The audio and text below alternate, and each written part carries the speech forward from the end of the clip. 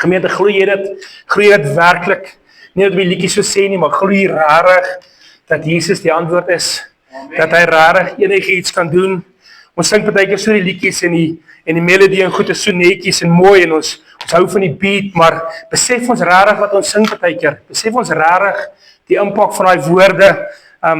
Ek glo met julle hart dat hierdie liedjies soos daai spesifieke liedjie, I Speak Jesus, glo ek, kom direk uit God se hart uit. Ek glo rarig, ek kan nie dink dat 'n mens net een aand kon sit of een dag kon sit en 'n liedjie skryf nie. Dit is definitief God geïnspireerd en ja, ek probeer maar altyd myself inleef in die liedjies in. Probeer bietjie dat die woorde posvat in my binneste. Maar ja, as volgende jy voorreg om hierdie voorbeeld te kan deel. Ek vra verskoning as my keel bietjie krapperig is. So 'n bietjie hoes, ek is nog 'n bietjie verkouerig. Nee, is nog so 'n bietjie toe, maar ons gaan aan. Die Here se genade is groot, so is dankbaar daarvoor. En ek moet eerlik sê, vanoggend se boodskap is ek regtig opgewonde. Is iets wat my binneste roer. Ek het dit laas keer gesê ek gaan 'n bietjie hieroor gesels vanoggend. So as julle my toelaat, gaan ek hieroor gesels. Soos julle weet, is ons Pinkster verby en ons het regtig erg gefokus op die Heilige Gees. En ek wil voortgaan vanoggend met daai, kom ons noem dit nou maar mini reeks, want ek het so een of twee keer bietjie gepraat oor die Heilige Gees en die rol van die Heilige Gees. En ek wil vir julle skrifgedeelte lees wat spesifiek aan oor die Heilige Gees, Johannes 16:7, dis Jesus se woorde. Daar sê hy die volgende, hy sê, laat ek julle egter die waarheid vertel, dit is tot julle voordeel dat ek weggaan, want as ek nie weggaan nie, sal die raadgewer, die Heilige Gees nie na julle toe kom nie, maar as ek egter weggaan, sal ek die raadgewer na julle toe stuur. Soos julle kan sien hierdie skrifgedeelte, sê Jesus dat dit is tot ons voordeel dat hy die Heilige Gees ons sien. Met ander woorde, hy wil sê, dit gaan vir julle beter wees as ek hierdie Heilige Gees na julle toe stuur. Dit is tot julle voordeel, dit gaan julle lewe bevoordeel, dit gaan julle lewe beter maak. En dan verder in Johannes 14:26, as daar 'n mooi skrifdeel wat ook die Heilige Gees beskryf, dan sê hy, later sal ek my Vader vir julle 'n spesiale helper, die Heilige Gees stuur. Hy sal namens my kom en sorg dat julle alles goed sal onthou wat ek vir julle gesê het. Jy sien, die Heilige Gees is ons helper. En dis waar ek wil stil staan vandag. Hy is ons helper. Hy moet ons help. En waarmee help hy ons? Jy moet verstaan dat ons as gelowiges het die Heilige Gees elke dag nodig. Ek dink as dit nie vir die Heilige Gees was, sal ek en u vandag nie kon verklaar dat ons kinders van God is nie. En ons gaan sien later hoekom. Maar ek wil jy moet net verstaan dat die Heilige Gees nie sommer net 'n gees nie, dit is nie sommer net 'n gevoel nie, dit is 'n persoon en dit is iemand wat die Here vir ons gegee het om ons by te staan, om ons te help in die tyd waar ons leef vandag. Dit help ons om kinders van God te wees. Jy sien hy so gesê, sonder die Heilige Gees kan ek nie vandag gelowig wees nie. So die vraag dan, waarmee help die Heilige Gees ons? So ek gaan vanoggend so klein bietjie iets anders doen. Ek glo meeste van julle was laasweek in die kerk en baie van julle was by die Pinksterdienste gewees. So ek het so ietsiekie saamgebring vanoggend en ek weet almal is wel lief vir 'n so dingetjie. Nou ek hoop julle kan nie vir my sê nie, want dan gaan ek hier net vir myself vat. En so julle kan sien ek kan nog 'n paar van hulle eet. Maar die vraag wat jy wil vra is, ek het twee dinge spesifiek aangeraak. Twee areas waar die Heilige Gees ons help en ek weet daar's baie ander areas, maar ek wil vra, as jy vir my vanoggend kan sê, as jy hierdie sjokolade wil jy gaan so net met werk vir hom en as jy vir my kan sê, wat is dit wat ek gesê het of wat ek bespreek het? Ja, op Pinkster Vrydag toe ek die woord gebring het, het ek iets aangehaal en ek het laas keer toe ek was nog 'n ding aangehaal. So gemeente, die vloer is oop. Dink gou 'n bietjie, jong mense, julle wat by die jeug was, ek het 'n bietjie gehamer op dit ook. So waarmee help die Heilige Gees? Wat is die primêre doel van die Heilige Gees? Glo ek met julle hart. Sien ek aan Tannie, ek sien jou aantie. Kom aan julle asseblief. Enigiemand. François. Is dit vir jou of is dit vir jou vrou, François? François, gou, hoe sê? Yes. Hy oortuig ons van sonde, definitief. Dit was nie een van die twee wat ek bespreek het nie. Dis ek is vandag se boodskap, kom aan julle, twee, dink aan bietjie, kan ek julle tip gee, ek gaan die sjokolade in die helfte breek, as ek 'n tip moet gee, kom aan jong mense, moet my uitleef sin. Yes, pastor. Krag, hier kom ons aan die regte rigting, kwalifiseer hy, vir hulle 'n tip gegee, ja, nog een laaste kans. Sorry, absoluut, dis presies wat die Heilige Gees doen, dis nie wat ek aangehaal het nie, sorry, dink aan die krag om wat te doen? Dis wat ek soek. Dis die getuie gedeelte, Antoinette, maar denk maar op Pastor Paul deel, want hy het hom vir die helft, ons kom nou nie vir jou gee. Dit was presies dit gewees. Ek sê die Heilige Gees help ons spesifiek. Ek glo die primêre doel vir die Heilige Gees, wat hy vir ons gegee het, as baie ander redes, maar die primêre doel vir my, glo ek my hele hart, is om ons in staat te stel om te getuig. Nou, ons het Vrydag by die jeug, ons 'n bietjie getuienisse gelewer oor die grootheid en die goedheid van God.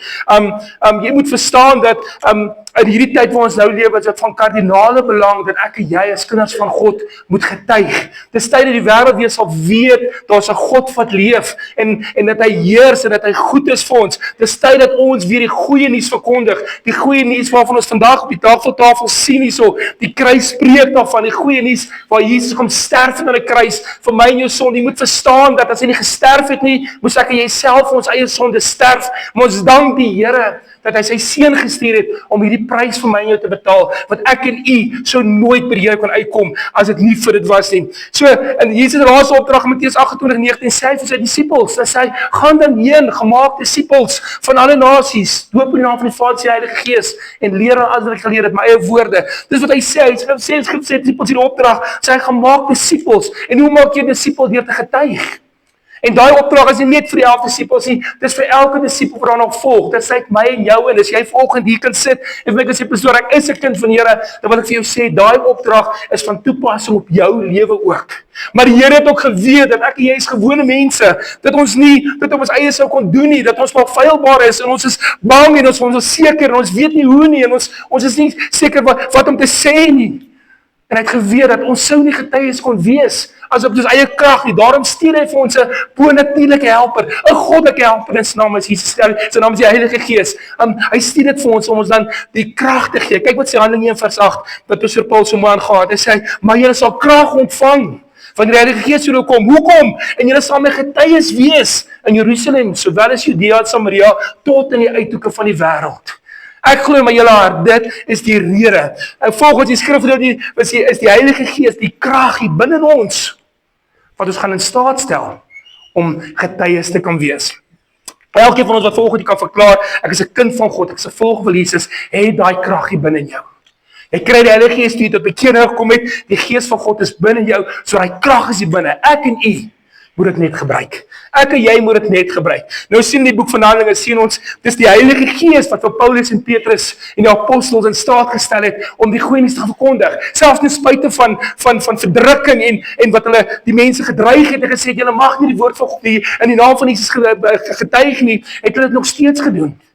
Hulle was nie bang geweest vir daai krag. En daai selfde krag, moet jy volgens verstaan, broers en susters, daai selfde krag wat in Paulus en Petrus en die apostels was, wat hulle in staat gestel het, is dieselfde krag wat vanoggend in my binne is, wat my in staat stel om die woord te bring, en is dieselfde krag wat binne elke gelowige vanoggend is om 'n getuie te wees vir Jesus Christus.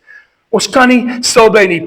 Jy moet dit verstaan dat ons die krag moet gebruik. Want as jy nie uitwaag nie, as jy nie jou mond oopmaak, jy sê jy nooit getuig nie. Dit beteken jy gaan so 'n bietjie die comfort zone moet wees. Dit beteken jy gaan so klein bietjie dalk die odd one out moet wees. Maar daar waar ons beweeg, mag ons nooit ophou om te getuig. Jy mag dit ons hartsbegeerte wees. Mag ons tot die besef kom hoe belangrik dit is vir my en u om te getuig. Om regtig vir mense te vertel van Jesus. Dis tyd dat die wêreld weer sal weet, daar's 'n God wat leef.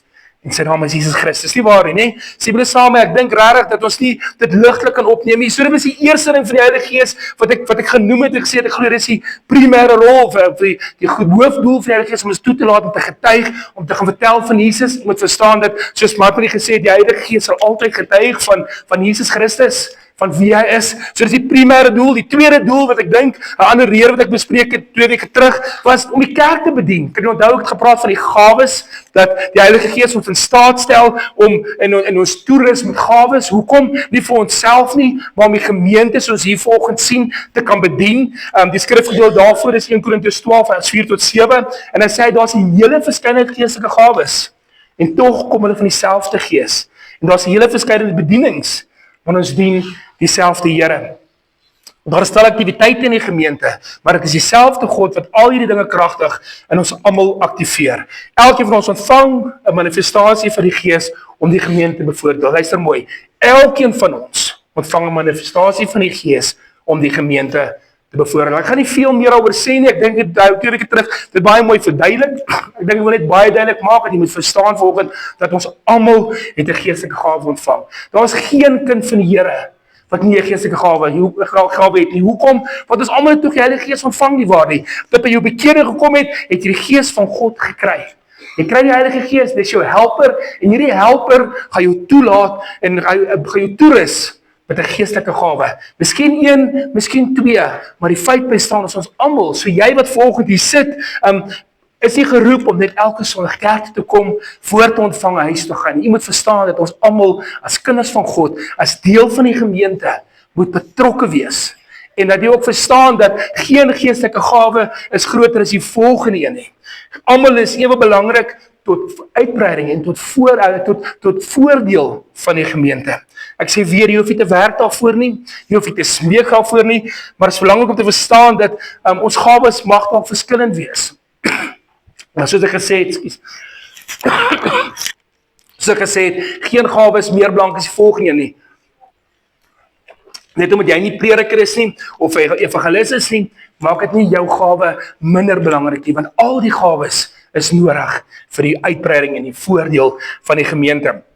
Ek wil toch duidelik maak, 1 Korintiërs 12:11, waar Paulus praat oor die gemeente, oor die gawes, en sê, dit is een en dieselfde Gees, wat al die gawes bewerk, wat aan elkeen uitdeel, soos wat hy dit goed dink. Jy moet verstaan dat die gawes kom van die Gees van God af, en hy sal dit gee soos hy goed dink.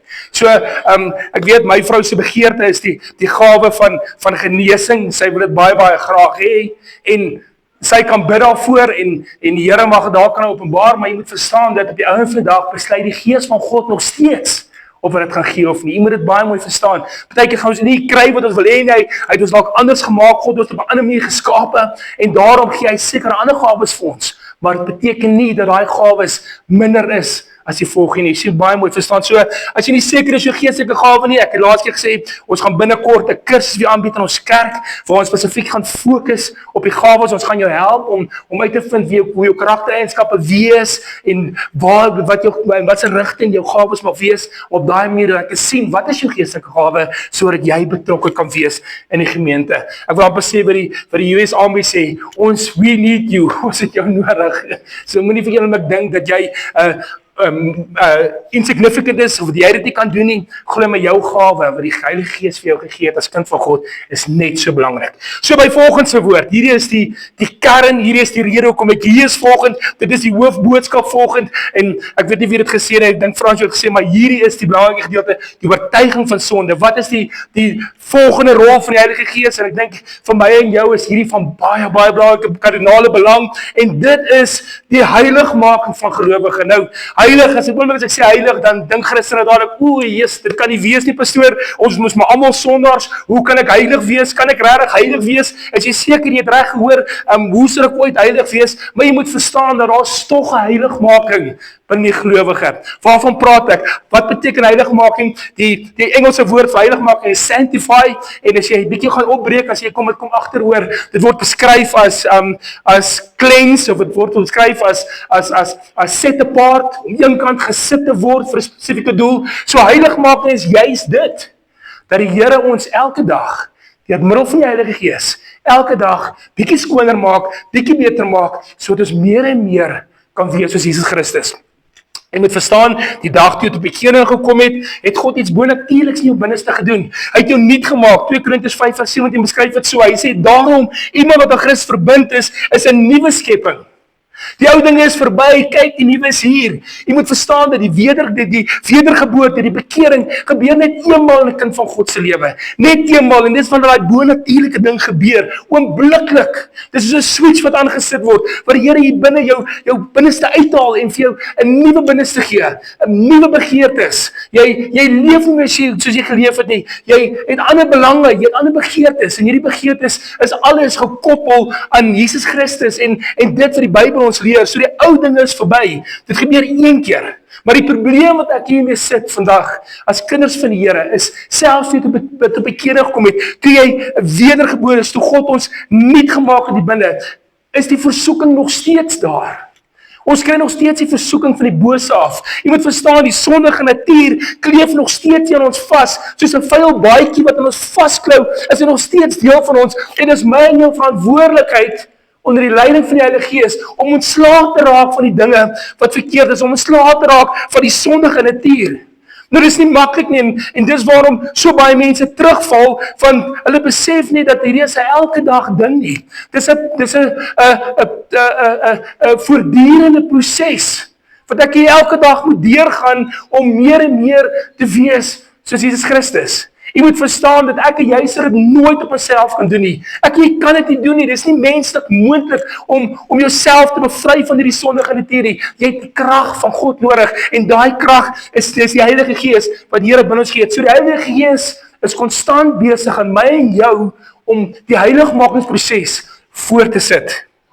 Ek sê weer, dis 'n voortdurende werk van die Heilige Gees om ons te transformeer, om meer en meer te wees soos Jesus Christus. Maar moenie 'n fout maak nie. Alhoewel die Heilige Gees die transformerende werk doen, is dit my en jou verantwoordelikheid, ons te verantwoordelikheid, en daai verantwoordelikheid is juist dit, dat ons moet gehoor gee aan die Heilige Gees. Ons moet reageer op die Heilige Gees. Want as ons nie reageer nie, kan die Heilige Gees die inspraak lewe, en as ons nog steeds voortgaan, so ons voortgaan, sal die heiligmakingsproses nie kan plaasvind nie. Ons moet reageer, ons moet die sondige neigings breek. Die slegte gewoontes moet ek en u breek. Dit moet ons primêre doel wees. Dit moet ons dryfkrag wees om te sê, Here, ek wil nie meer so leef nie. Ek lewe nou vir Jesus Christus. Kyk wat sê 1 Petrus 1 vers 4 tot 16. Dis daai heilige gedeelte wat ek net genoem het, wat ek sê mense hardloop so vinnig weg as hulle dit hoor, dan sê hulle, hoe is dit moontlik? Kyk wat sê Petrus. Hy sê, wees gehoorsaam aan God, want julle is sy kinders. Moenie wees soos vroeër julle natuurlike neigings en die oorhand laat kry nie. Julle het destyds nie van beter geweet nie. Jy het nie geweet nie, toe jy sonder was, nog 4 keer kom het jy nie geweet van beter nie. Jy het geleef soos wat jy leef, en jy het nie besef, die dinge wat jy verkeerd doen is so verkeerd nie. Jy het nie van beter geweet nie. Maar hy sê hy, so is hy wat julle geroep heilig is, moet julle in julle hele lewenswandel heilig wees. Hy het dit self gesê, wees heilig, want ek is heilig. Dit klink amper onmoontlik, maar Here, hoe kan ek heilig wees? Kan ek regtig heilig wees wat nie heilig is? Seker op hierdie hart nie heeltemal nie, maar onder leiding van die Heilige Gees. Dag vir dag, stukkie vir stukkie, moet ons die wêreld laat gaan, vir ons Christus aanneem. Stukkie vir stukkie, elke dag moet ons die stryd, die goeie stryd skryf waarvan Paulus praat. En ons moet aanhou beklei, om meer en meer getransformeer te wees, om te wees soos Jesus Christus. So hoe doen die Heilige Gees dit? Ek sê die Heilige Gees help ons, presies wat Frans ook gesê het, hy oortuig ons van ons sonde en openbaar die sonde in ons lewens. Kyk wat sê Johannes 16 vers 8, hy sê, en wanneer hy kom, hy praat van die Heilige Gees, sal hy die wêreld oortuig van sy sonde, want God se regverdige oordeel en dat die oordeel hier is. Jy sien, die wêreld weet nie dat hulle eendag voor God gaan staan, dat daar 'n oordeel gaan wees, dat ons verantwoordelik gaan moet doen van dit wat ons op aarde geleef het. Die wêreld weet dit nie. Maar as jy tot bekering kom en jy is kind van die Here, dan is dit die Heilige Gees wat man jou dag vir dag aankla van sonde, oordeel en geregtigheid. Ons weet as jy iets verkeerd doen, dan voel jy sleg. Jy dink dit is jou conscience, jou gewete. Ek sê die Heilige Gees binne jou wat jou aankla. Wat vir jy sê het verkeerd gemaak. Ek het laas keer die voorbeeld gebruik, ek gesê, dat 'n persoon wat voor hy tot bekering kom, sal laat wees vir werk, en hy sal daaruit aantrek en laat wees vir vergadering, en sy vrou sal vra, vat die askan uit, en dan wat sal sy reaksie wees? Hy sal kwaad wees, hy sal beklei, hy sal sê, vrou, is jy onmoontlik, hoe kan jy dit vir my vra? Jy weet ek is laat, die kar wil nie start nie, en hy sal pas skree, en hy sal kwaad wees, en hy sal wegsprint, seker 'n robot of 2 mis, en later die werk kom, en so sal sy dag begin. Maar hy selfde persoon kom te bekering en dieselfde scenario speel af. En weer is hy laat en die kar wil nie start nie en hy's laat vir die vergadering en hy spring al op en hy's net voor hy by die deur uitstap, vra sy vrou vir hom, vat asseblief vir die askan uit. Weer eens sal mag dit dalk wees dat hy in sy sondige natuur vasgryp en prong en sy vrou uittrap en sê vrou, jy's onmoontlik, jy weet ek is laat, ek moet by die werk wees en dieselfde scenario speel hom af. Maar die verskil is hy by die werk kom. Sal die Heilige Gees hom oortuig van sy sonde. Van sê, maar jy het nou verkeerd opgetree.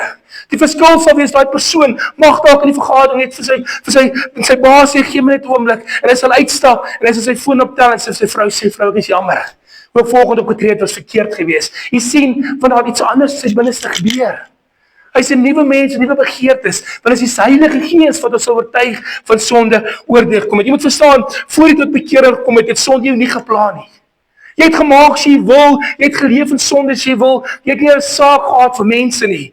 Maar toe jy tot bekering gekom het God iets niets binne gedoen. Maar hy het iets niets gedoen nie, hy het vir jou iets gegee, en daai gegee is die Heilige Gees, wat hy vir ons gegee het, en die werk van die Heilige Gees om ons te help. Hy sê, die werk van die Heilige Gees om ons te oortuig van sonde, sodat ons kan breek met dit. Maar dit kan net gebreek word, as ons reageer op die insprake van die Heilige Gees, as ons positief reageer, as ons nie doelbewuslik rondloop en sonde doen en dink, dit is oké, ek is onder die genade van die Here nie. Jy moet verstaan dat ja, ons is onder die genade van die Here, maar God maak nog steeds sonde. Hy kan nie met sonde deel nie, moenie 'n fout maak nie. Moenie dink dat God is 'n liefdevolle God en hy gaan dit onder die mat invee nie. Hy gaan dit nie onder die mat invee nie. Hoor my volgende. Ons gaan rekenskap gee. Die Here wil hê ons moet heilig wees, sodat hy heilig is. Nie fout wees nie, hy weet ons is perfek nie, maar hy wil hê ek en jy moet breek met die sondige natuur. Ons moet gehoor gee aan die Heilige Gees. Ons moet onsself deur die Gees laat lei tot ere van sy naam. As ons onsself doof hou en die sonde en die ongehoorsaamheid in ons lewe nie breek nie, dan kan heiligmaking nie plaasvind nie. Dit kan nie. Dis onmoontlik dat heiligmaking wees. Dis net van ek jy gehoor gee aan die Heilige Gees. Van ons elke dag ons missie maak om te sê, Here, ek wil lewe vir U vandag. Ek wil die foute van gister wil ek nie vandag maak nie. Kry my uit situasie uit. Ek het gister het ek daai persoon verskree, vandag nie. Al maak hulle my kwaad, Here, ek maak die keuse vir hom vooraf. Ek besluit vooraf, Here. As my baas my lelik is, gaan ek nie meer terug lelik wees nie. As ek laat is, gaan ek nie jaag nie. Jy kan hy keuses maak, jy kan die sonde breek en stelselmatig, stukkie vir stukkie, broer en suster, sal jy die wêreld laat gaan en sal die heiligmakingsproses binne my nie kan plaasvind. Amen. Jy moet verstaan dat die Heilige Gees gebruik die woord van God om heiligmaking te plaasvind. Ek is oortuig daarvan, as ek Johannes 17 lees, kom ons lees dit gou eers, hy sê, laat hulle aan U toegewy wees, deur 'n hegte verbintenis aan die waarheid.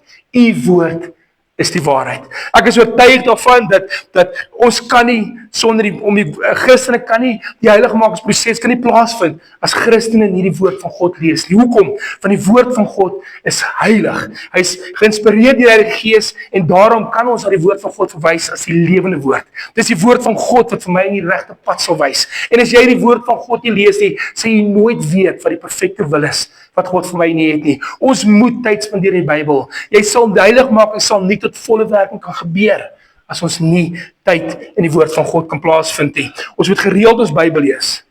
Dan sal die heiligmaking toeneem in 'n gelowige se lewe. Die Heilige Gees sal vir ons die Bybel oopbreek. Hy sal vir ons verduidelik en ons sal dit kan toepas in ons lewens. So, wat is die bewyse van heiligmaking? Hoe sal ek weet dat heiligmaking werk in my lewe plaasvind?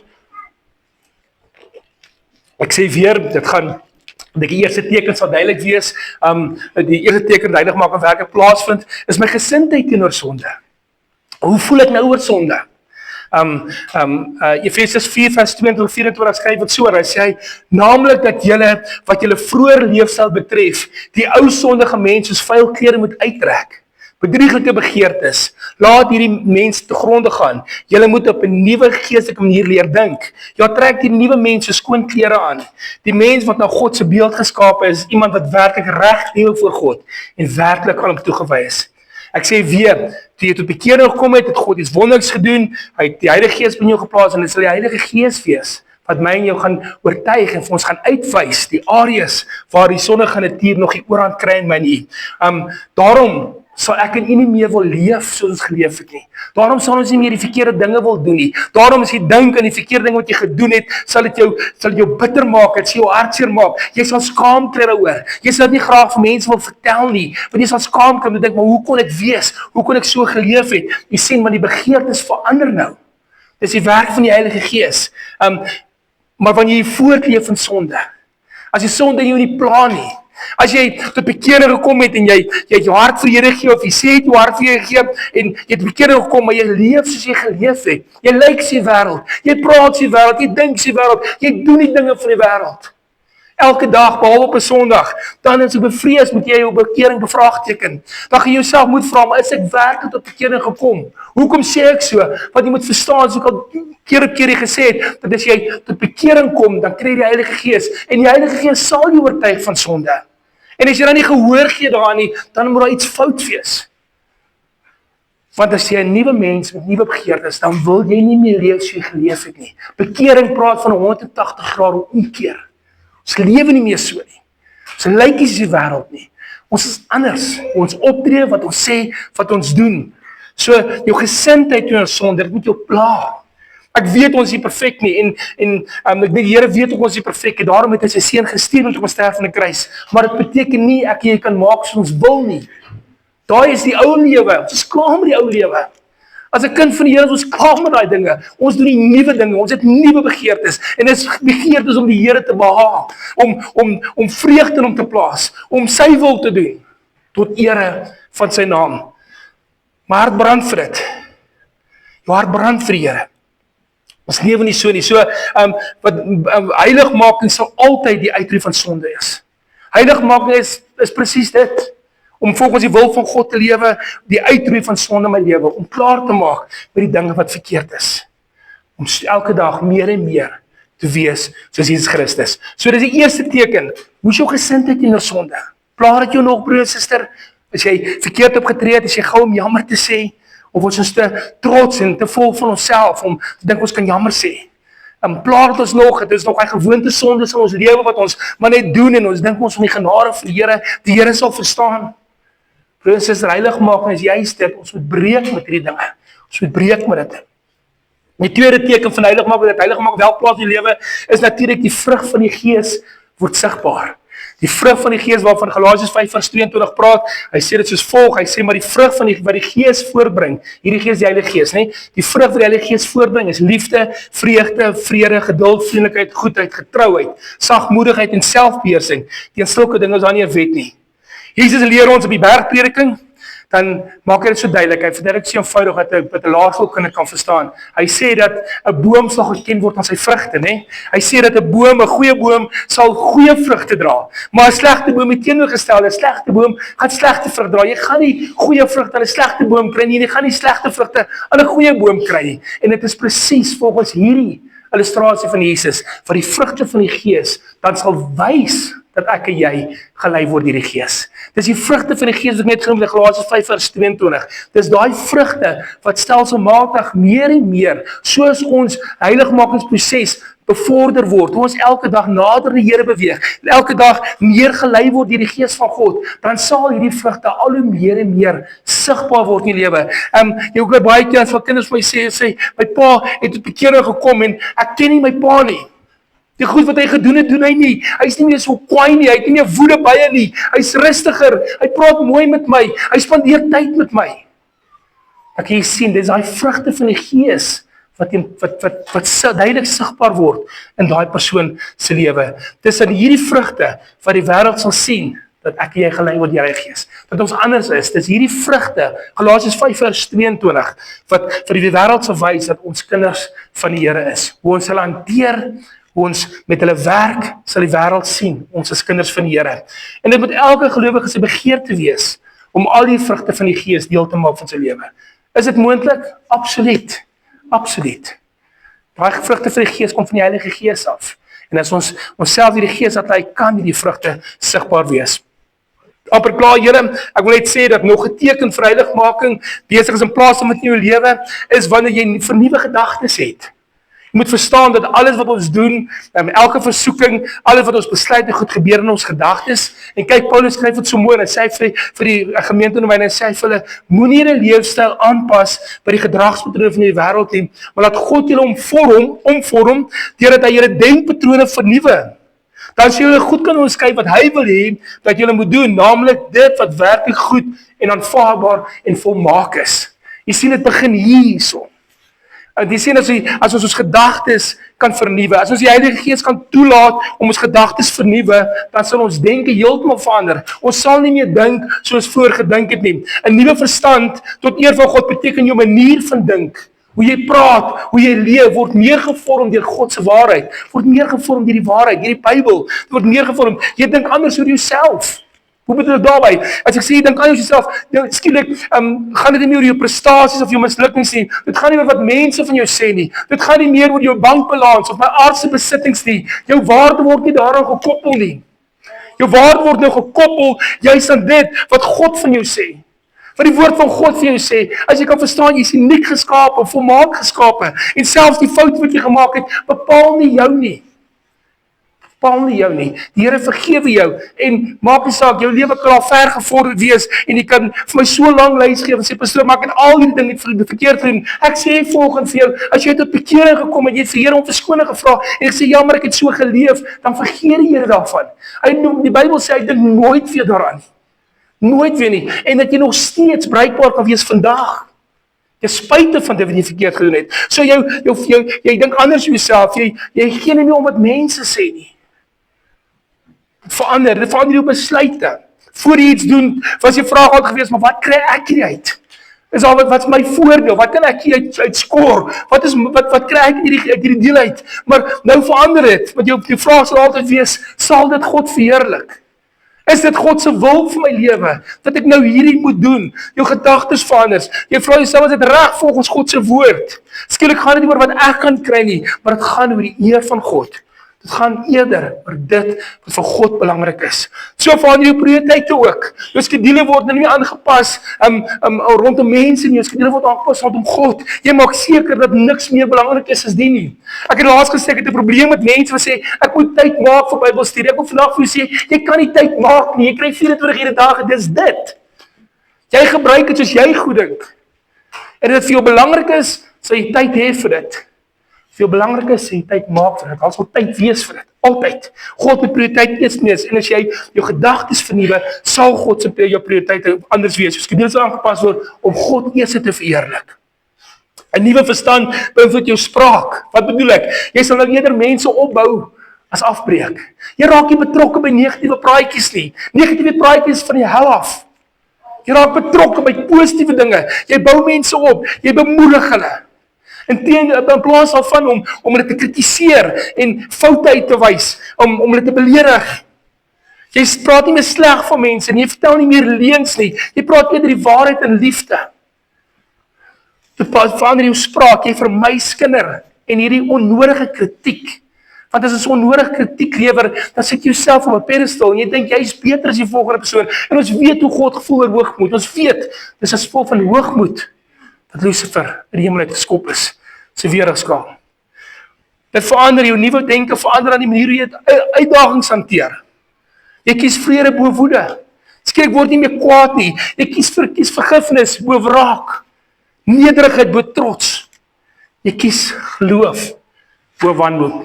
Want jy weet, God is in beheer. Jou gedagtes is vernuwe. So dis nog 'n eienskap. Die vernuwe gedagtes, dat raak besig is om heiligmaking plaas van jy's besig om te groei. Petrus of Paulus praat, dan sê hy, dis Paulus, dan sê hy, ons vroeër het julle net melk gedrink, maar julle is nou al daar wat julle vaste kos kan gebruik. Dit praat van 'n geestelike groei, 'n geestelike heiligmaker. Die laaste punt wat ek wil aanhaal is dat nog 'n teken sal wees 'n nuwe liefde vir mense. En hierdie is seker een van die belangrikstes. Een van die belangrikste eienskappe van 'n kind van die Here is liefde vir mense. Ons kan nie sê ons is kinders van die Here. 1 Korintiërs 4 skryf Paulus, Johannes, dan sê hy, hoe kan jy sê jy is lief vir God wat jy nie kan sien nie, maar jy is lief vir jou broer wat jy kan sien nie? Dit maak nie sin nie. Dis die een eienskap, broer en suster, wat die wêreld sal weet dat ons kinders van die Here is hoe ons sal hanteer in liefde. Liefde is ononderhandelbaar, wil ek sê. Ononderhandelbaar. Jy moet lief wees vir mense as jy 'n kind van die Here is. Jy kan nie vir my sê, as 'n kind van die Here is jy nie lief is vir mense nie. Kyk hoe mooi skrif sê Jesus dit in sy bergprediking in Matteus 5, vers 43 tot 48. Hy sê, julle het gehoor, daar gesê is, jy moet jou eie mense lief hê, maar jy hoef nie jou vyand lief te hê nie. Maar ek sê vir julle moet julle vyande lief hê en bid vir hulle wat julle vervolg. So sal julle optree soos ware kinders van die Hemelse Vader. Hy laat immer sy son opgaan oor slegtes en goeies. Hy laat sy reën val op die wat reg doen, maar ook die wat verkeerd doen. As julle net die lief het wat vir julle lief het, wat 'n beloning is daar dan vir julle? Selfs korrupte tollenaars doen presies dieselfde. En as julle net julle mense groet, wat besonders doen julle dan? Doen die ongelowiges nie ook maar net dieselfde nie? En die laaste gedeelte sê hy, wees julle dan volkome in julle liefde. Volkome, volmaak julle liefde, soos julle Hemelse Vader volkome is in sy liefde. Hy het mos alle mense lief. Dit geld vir my en u vandag. Dit is Jesus se woorde aan my en jou. Ons moet alle mense lief hê.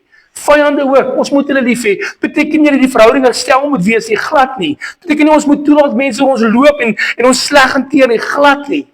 Maar dit beteken dat ons nie meer gaan wraak neem nie. Dit beteken dat vergifnis vorendag sal kom. 'n Liefde vir mense is 'n duidelike kenmerk van 'n gelowige. So ek sê, dit is 'n kenmerk dat heiligmaking wees om toe te neem. Hoekom? Want as heiligmaking toeneem, dan sal dit begin maklik word vir my nie om mense te vergewe.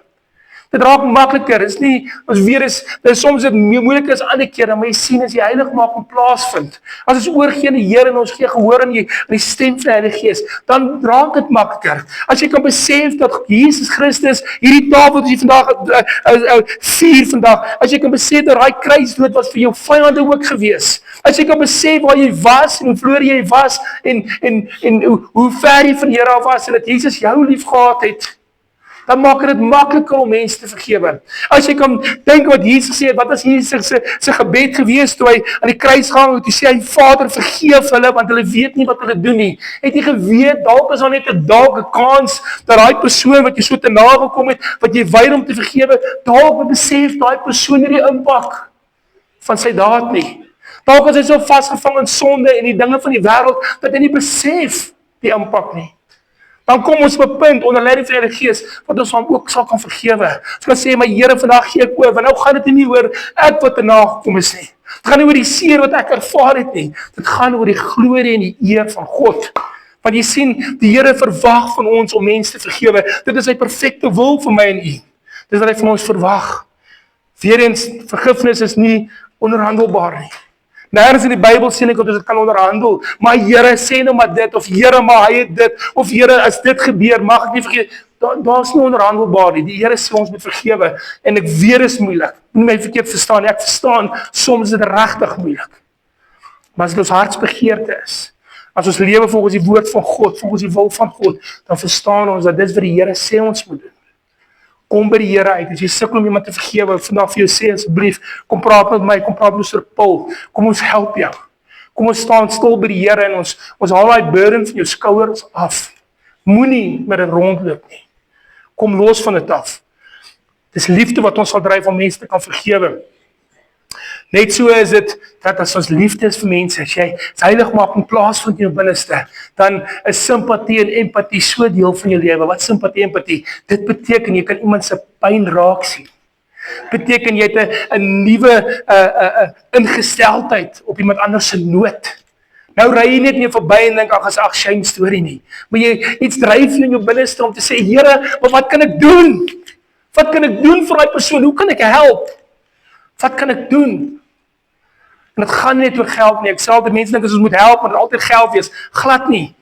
Soms net by iemand 'n draai te maak. Te sê, hey man, ek sien jy in die kerk nie. Wat gaan aan? Hoekom kom jy in die kerk nie? Wat pla? Of iemand afgesterf van die dood, miskien daai persoon te gaan besoek en te sê, ek is hier vir jou. Ons ondersteun jou. Sê wat simpatie en empatie sal duidelik sigbaar wees in ons lewens as die heiligmaking proses toeneem, want die liefde sal groei. Skielik het ons 'n hart vir verlore mense. Ek het 'n groot besef dat Jesus vir hulle ook lief is, dat Jesus vir hulle ook gesterf het. Ek het vanoggend in die bidkamer gebid en gesê, Here, die mense wat koud geslaap het gisterand. Ons weet van hulle in die tentedorp en hulle lê op die sypaadjies. Ons almal sien dit. Here het vir hulle ook gesterf. Ons moet 'n plan maak, ons moet iets bewerkstellig, hoe gaan ons by hulle uitkom? Wat kan ons vir hulle doen? Want daai mense het Jesus ook nodig. We need to speak Jesus over them too. Ons moet regtig Jesus aan hulle wys. Jy sien, as ons die liefde vir mense het, dan sien ons ook meer die goeie raak as die slegte. Ons is nou nie meer kritiserend nie, ons beklei nou nie meer nie, ons verwerp nie meer mense nie, ons stoot nie meer en kan weg nie. Ons sien die goeie mense raak, eerder is die slegte. Ons verstaan dat dinge is nie altyd so wat dit lyk nie. Van hier af mag dit dalk lyk dat daai persoon so en so en so en so is, maar jy weet nie waar die daai persoon gaan nie. Jy mag dalk iemand hier by die kerk sien of waar ook by die shopping center en daai persoon is bombasties en ongeskik en jy mag dalk dink, ag, dis nou 'n buffel van 'n mens. Van niks met daai persoon te doen nie, maar jy weet nie waar die daai persoon gaan nie. Dalk gaan hy deur 'n baie moeilike tyd. Dalk is sy gedagtes nie daar nie. Hy's nie 'n lus vir kuier nie. Hy het die wêreld op sy skouers. Kom ons gee 'n bietjie ruimte dan as ons liefde vir mense het, as heiligmaking voortleef in ons harte, dan sal ons 'n bietjie ruimte gee vir mense. Sal ons begin verstaan dat dinge is nie altyd so wat dit lyk nie. Ons maak ruimte vir almal, maak nie saak wie hulle is nie. Maak nie saak waar hulle vandaan kom, hoe hulle lyk as hulle by die deur instap nie, hoe hulle ryk as hulle by die deur inkom nie, of hulle dronk is of nie. Ons maak ruimte vir almal. Dis die liefde van God wat ons so sal dryf.